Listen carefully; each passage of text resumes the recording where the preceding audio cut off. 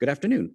Welcome to Between the Pillars, the Fisher Library's video podcast series where we get to meet Fisher staff, Fisher collections. My name is John Shoesmith. I am the outreach librarian here at the Fisher Library. It is Friday, May 27th, 2022, and we're going to be showing, it's a little dreary out today, as you can see, but it's nice and warm and inside, and we're going to be focusing this episode on Canadian Jewish Heritage Month, which began in May. We're still into May, so we wanted to focus and show and highlight some of our Canadian Jewish print materials that we have here at Fisher Library. And I'm joined by my colleague at the Fisher Library, Nadav Sharon. Nadav is our Jewish Studies librarian at the University of Toronto Libraries, and we've got a whole bunch of things to show today. So hopefully you'll learn a bit more about some of our Judaica holdings. So welcome, Nadav. Thank you for appearing on today's podcast. Thank you, John. I wanted to start actually because you're not originally from Canada, but you've sort of been taken a bit of a detours to become our Judaica specialist here at the University of Toronto. So maybe you can kind of detail how you ended up in Canada. Yes, it's a little circuitous route. So my partner is Canadian. She was born in Canada in Hamilton. Her family is American, and she was born in Hamilton, and they moved to Israel, which is when she was very young, which is where we met at university. And when I finished my PhD at the Hebrew University in 2013, I applied for postdocs, and I was lucky to get a postdoc here at the University of Toronto at the Center for Jewish Studies in 2014-15. And that's how we first ended up back in Toronto. Our kids, or for the first time in Toronto for me, our kids had Canadian citizenship by then. And we were here for a couple of years and went back to Israel. But when I was here, I got to orient myself with the Fisher a little bit, and this amazing space. And eventually we decided to move back here. I started studying for my master's in library science, and worked here as a student, as a GSLA here at the Fisher. And eventually the position of Judaica librarian was opened, to which I applied, and I was lucky enough to get that position, which is how I am here and on the way to becoming a citizen, hopefully. Great. No, I think from what I remember, during your postdoc, we had a we had an exhibition on here of some of our Judaica material. Is that right? Yes. So my predecessor, Barry Wellfish, had an exhibition here in 2015, which displayed some of the amazing Judaica materials that the Fisher has. Yeah, and that's really, I mean, I knew Barry a little bit, and then when I really started to know what the amazing things, to learn about the amazing things that are here at the Fisher. Why don't we use this opportunity then to start showing some of the materials? Because I know the first thing you're showing was something that came to the library prior to Barry's exhibition. And it was only when it was in that exhibition that I realized that it had this interesting Jewish history to it. Right. So let me change the camera so our viewers can see what we are speaking about. Okay, here it is. It's also amazing when you see something like this, and me not knowing anything kind of about its history, and then it ending up in this remarkable exhibition of Jewish materials. Right. So this was in that exhibition, as you mentioned. So this is, as you said, when we talked about this is seems a boring document. I thought of a better word. It looks humble. A humble document, but it actually is very exciting and important, and that is for two reasons. For speaking about the reason why we're here, Canadian Jewish Heritage Month, then this is the first physical testament to Jews in Canada. So this is a price current, and I'll zoom in. And as people can see here at the bottom, it is from Halifax from 1752. And the people signed right above here are Nathan's and Hart. So these are two Jews in Halifax. So they were amongst the earliest settlers in Canada. Apparently, there were probably Jews in Canada in the end of the 17th century. But these are probably some of the earliest Jews in Canada. There weren't many at that point. They came from the States, from Newport, Rhode Island. And they were merchants, and they formed this partnership, and which have dissolved only a couple of years after this price current was published. So this is really precious evidence for the very early existence of Jews in Canada. But and it includes just if we look at it, it includes a few interesting things. So there's food and liquor, and even bricks. And what I found amusing is apart from the bricks, is the produce of Halifax, which refers to fish. Okay. It's called the produce of Halifax. Yeah, I mean, this is a great document because, I mean, I've brought this out for many classes in the past, because just to show that, you know, the history of printing does not necessarily mean that we're looking at these beautiful, you know, 400-page books. Often they're as modest and humble as this. Especially this, because I mean, this is, I often refer to this as Tremaine 3, since it's the third printed item in Canada's history. So it's pretty remarkable in that regard. Right, it is, yes, it is. So that's the other side of it. It's not only Jewish history, but in terms of Canadian history and Canadian printing history, as you said, it is the third known thing to be published in Canada, and actually the earliest one to be in Canada, because the earlier two are not in Canada as far as we know.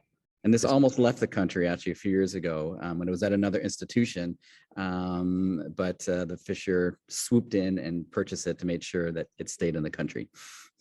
Which is a very good thing. Very good thing. So I mean, it's too bad in some respects that there's this is not annotated with the prices on it, just out of curiosity, but it's still a great document. Zoom out. So let's unless something more you want to say about this, let's go maybe another 80 years into the future. Right. Yes. Our next item is exactly 80 years into the future. So this document is Provincial Statutes of Lower Canada from the 1830s, 1832 to be precise. And this document, maybe I can zoom in. Yeah. Some people might be familiar with this document if they follow our Twitter feed. Right. We posted about this at the beginning of the month, the beginning of Canadian Jewish Heritage Month. So this document, there are a few different acts in the same document, but at the end is the document that we'll be speaking about. And this is an act that while Jews were in Canada and were allowed to vote for some time, but they were not allowed to be elected. A certain individual named, whose name was also Hart, as the same name on the price current, Aaron Hart, I believe. I may be mistaking the first name. Was actually elected to public office a few years before this document, and he wasn't allowed to actually take his seat because he was a Jew.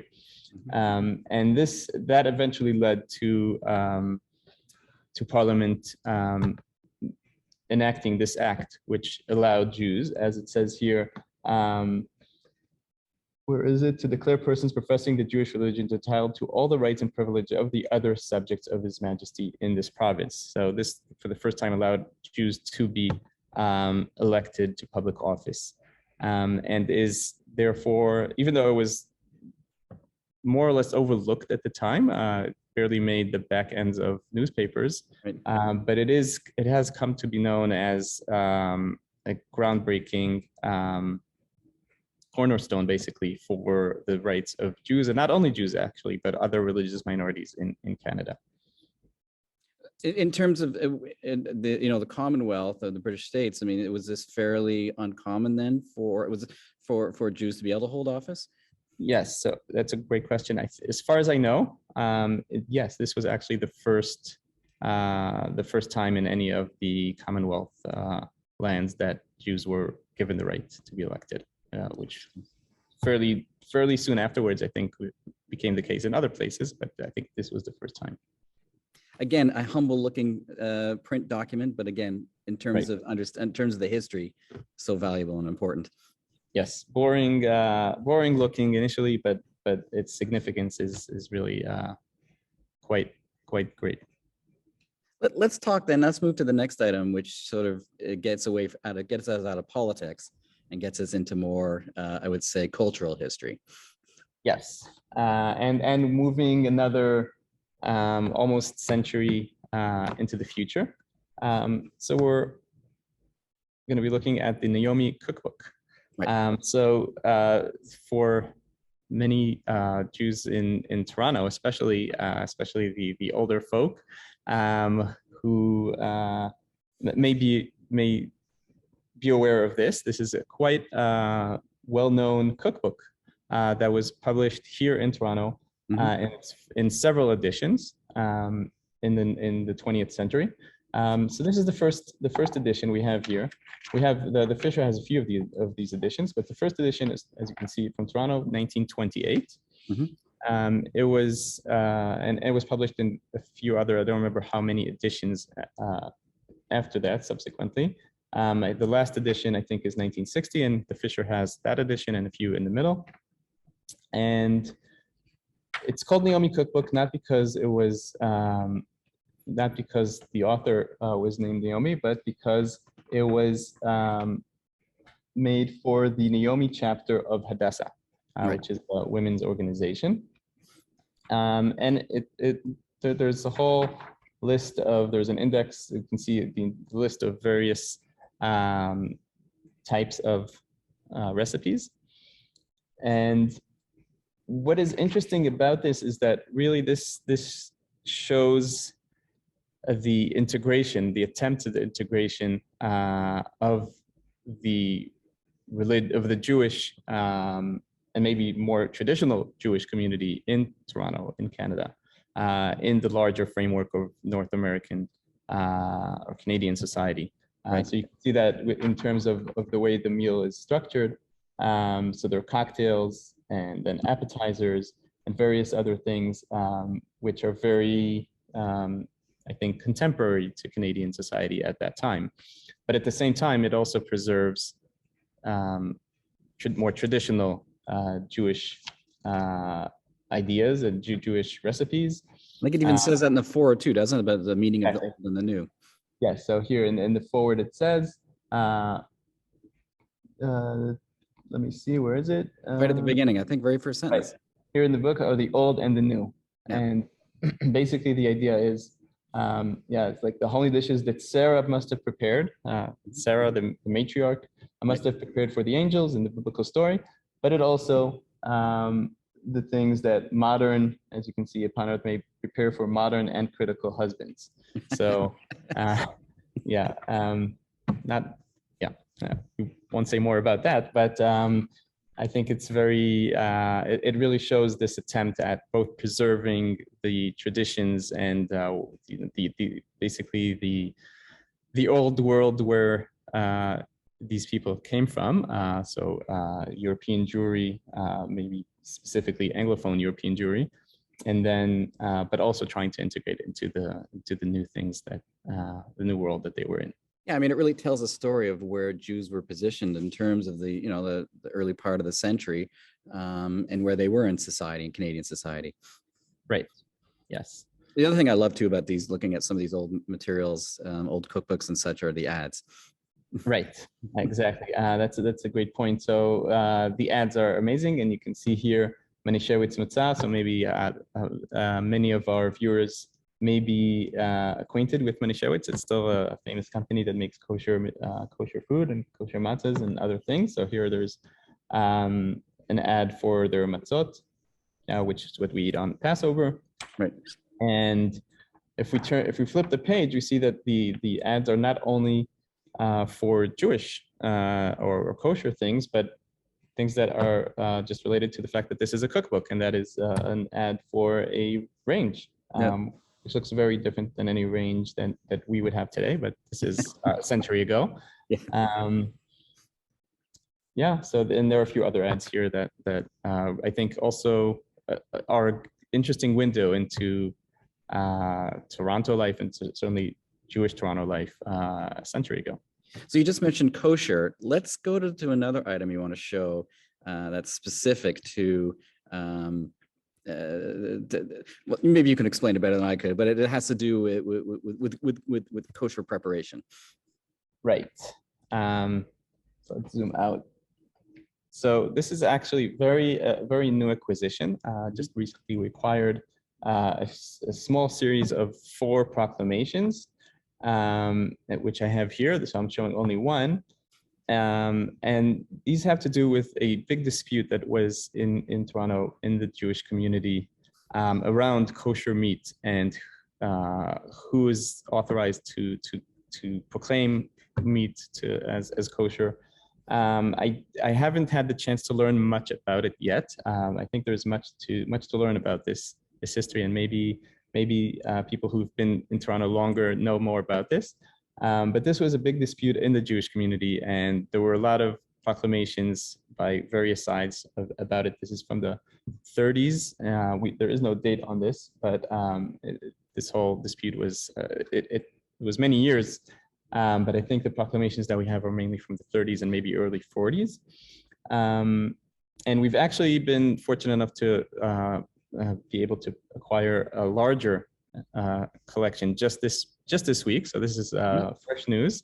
So we don't actually have them at hand, but this will be another 80 or so proclamations that are related to the same issue, which. Maybe you could talk a bit about, the importance of collecting this type of print materials, because often people will these again seem sort of modest and humble publications, but maybe you can talk about their importance in terms of our understanding of Jewish culture, particularly how it in Toronto and in Canada. Right. Great question. Great point. I think so. These kinds of proclamations in general, regardless of the fact that they're Jewish for a moment, are highly important. And we, like in our daily life, and as previous generations, often would get rid of these kinds of things. And that's why they're rare to find, because most people don't keep them. Mm-hmm.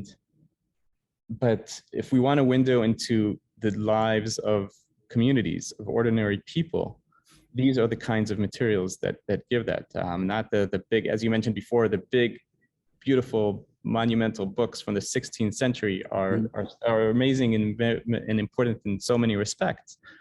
But their owners and their authors are not the common man or woman on the street. Exactly. They are very select, very educated few for the most part, and often very wealthy. And here we have these kinds of proclamations. In this case, it's about the Jewish community, but it could be other communities, of course, really offer us windows into the community, into the regular people on the streets, the day-to-day issues that they had to deal with. Mm-hmm. And that is the window, and it's really rare because, as we said, like most people, and didn't keep these things, and still we probably don't, and therefore they're rare, and they are an important window. And this is in Yiddish, but we have a big Yiddish studies program here at the university, and hopefully one day a student will come and work on these things. And there's a lot to glean about the history of Jews through these proclamations. Right. And if I may, so with these proclamations, we also were fortunate enough to acquire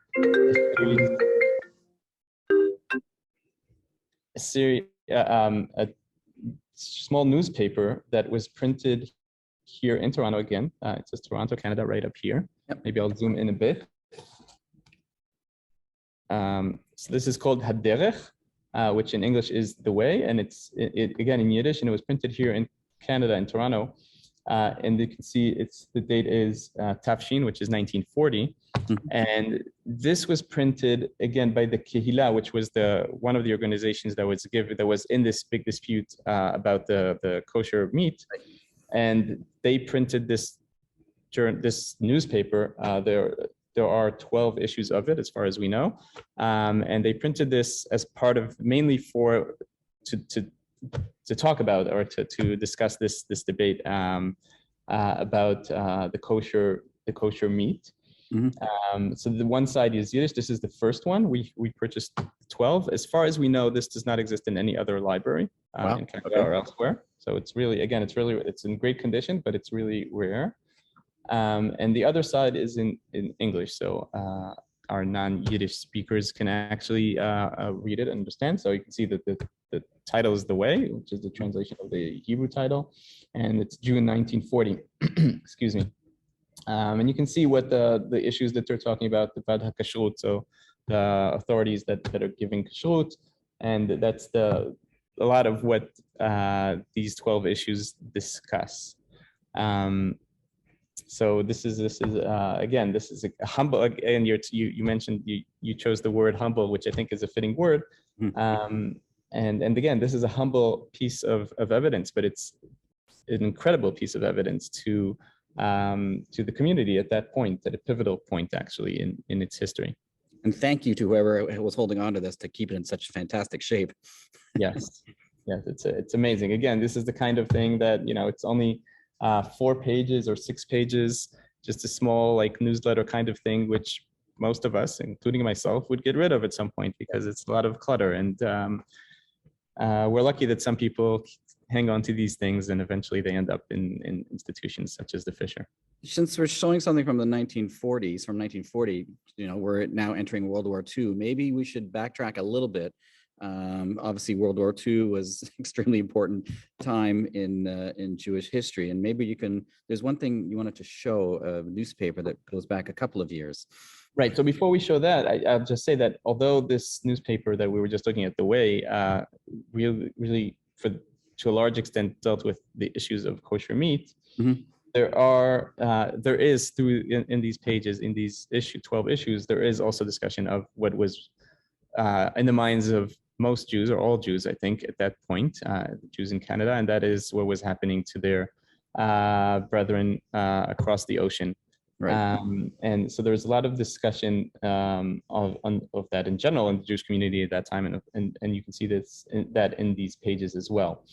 And of course, the Jewish community at the time was fighting to get the Canadian government to allow Jews to enter, unsuccessfully at the time. And so this really leads into the last part, I guess, of what we'll be talking about. Not the last thing that we'll be looking at, but the last part, and that is... Yes, we're not ending on this note. No, we're not going to end on this note, and we're not going to show it for too long, but I think it is important because it is part of the Jewish experience, Jewish history and Jewish experience in Canada in general. Through the decades, it wasn't all rosy all the time. We saw Jews getting rights and so forth, but it wasn't all rosy. And at the same time, there were people, as there have been through history in many places at many times, and in Canada as well, that objected to or opposed Jews getting any rights or even living here. And this is one such evidence.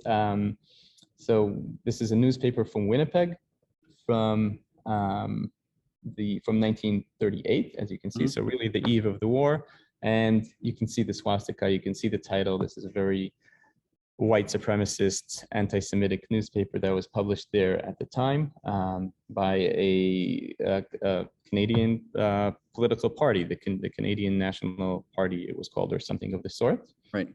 And this was their newspaper.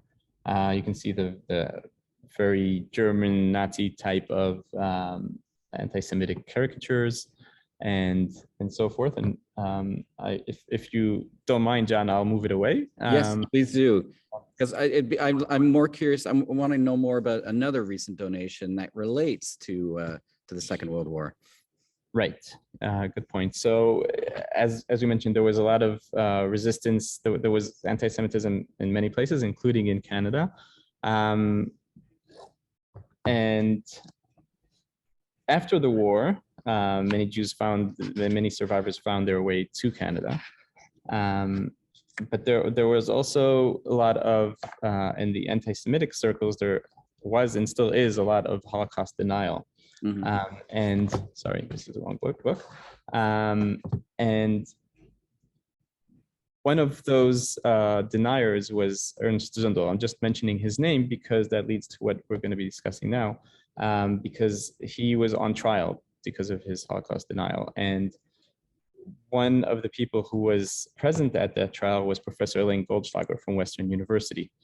And attending that trial, witnessing that trial, Goldschlager realized that accumulating memoirs of survivors was the best way to really fight the denial of history. Right. And he started collecting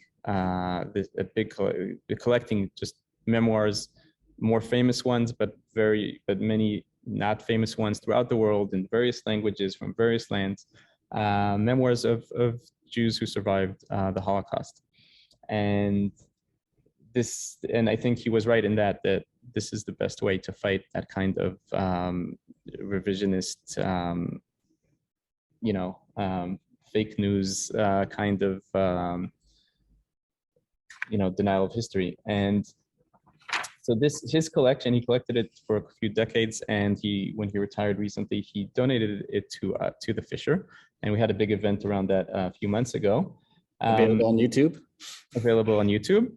And so here, just because we're talking about Canadian Jewish history, I want to look at a couple of books from Canada in that collection. So the earliest book in that collection that was published in Canada, I'm not sure if there were other books, other memoirs or Holocaust books that were published previously in Canada. If there are, I'd love to learn about them and try to acquire them. But this is the earliest book that is in that collection that was printed in Canada. So or published in Canada. This was published in New York and Montreal. And this is a book written by, it was published in 1951, as you can see, and it was written by Rabbi, I forget his name, just a second. Ephraim Oshri, who was an Orthodox rabbi in Lithuania, and he was a survivor himself, and he made his way to Canada in 1950 to Montreal. He lived there only for 2 years, and then he moved to New York. But during his time, he wrote this book, which tells the story of the annihilation of Lithuanian Jewry, right. And focusing on the religious part of the community, the religious community of Lithuanian Jewry, which is not the focus of many books. So that's part of the importance of this book. So the title is Churban Lita, which is translated to the destruction of Lita, Lithuania, so Lithuanian Jewry. The other book I wanted to show from this collection has to do with a well-known author, Yiddish author, and we've had an event around the archives of Chava Rosenfarb. We had an event, I think 2 years ago by now, or maybe 18 months ago. She was one of the premier Yiddish authors of the second half of the 20th century, and she was a survivor herself. And this is one of the books that she wrote, and I brought this out because it was published in Canada. This is from Montreal, 1958, I believe. Yes, 1958. And this tells that she was from the Lodz ghetto, but this book tells the tale of the resistance in the Vilna ghetto, I believe. Right. If I recall correctly. Yes. So the uprising in the Vilna ghetto, this tells the tale of that story and its leader. And again, I think that these stories are important. So how many books then are in this collection? That's a great question. I think currently there are around 3,500 books in this collection. 3,500. Right. And we are both Professor Goldschlager and ours he's going to be sending us a few more. Okay. And we have also been acquiring more books for this collection. The amount of memoirs that were written, many of them right after the war is quite incredible. And he's compiled a series of titles that even are not in our collection as yet. Is that right? So yeah, part of what Professor Goldschlager has done is he has this database. He compiled this database that included all the books that he became aware of, probably with the help of research assistants, that all the memoirs or other books that have to do with the Holocaust that he was aware of in any language, published anywhere around the world. So that includes the 3,500 books that he physically had in his hands, but also books that he was aware of and he wasn't able to get hold of. Yeah, so that's another, I think, 2,000 or so books.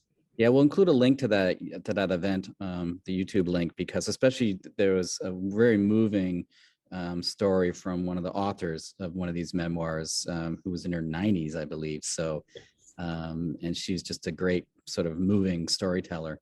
Yes, Judy Cohen is a survivor, and she's, I think, 95. And yes, it was pretty incredible to hear her reading from her book. Yeah. So why don't you just come back on camera so we can just kind of wrap up this this very fascinating. I mean, and we're just really showing a small glimpse of both of our, Jewish holdings or Judaica holdings and Canadian Judaica holdings. Are there any missing pieces? I mean, we talked a little bit about kind of filling in the gaps where we're looking at Jewish culture, things that maybe people don't think are as important, but maybe are those the kind of things that you're seeking out for when you're trying to, complement the collection with other materials? Yes, great question. So yes, definitely.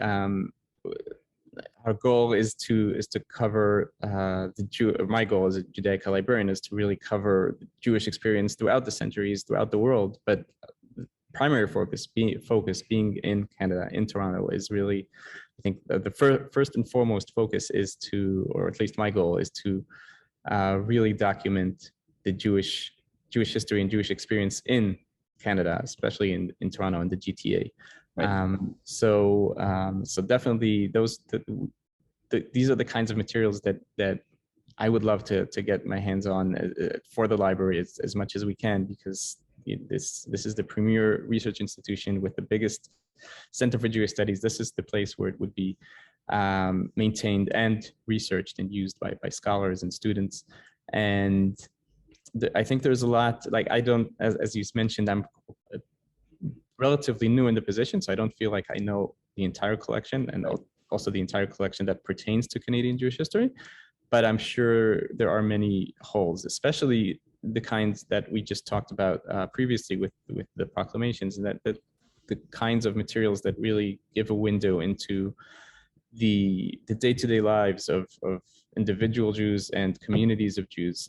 There are various communities, shuls, synagogues, schools in Canada, in the GTA, some new and some quite old, and they have materials that are testaments to, or other institutions. I mentioned the religious ones, but there are also cultural ones.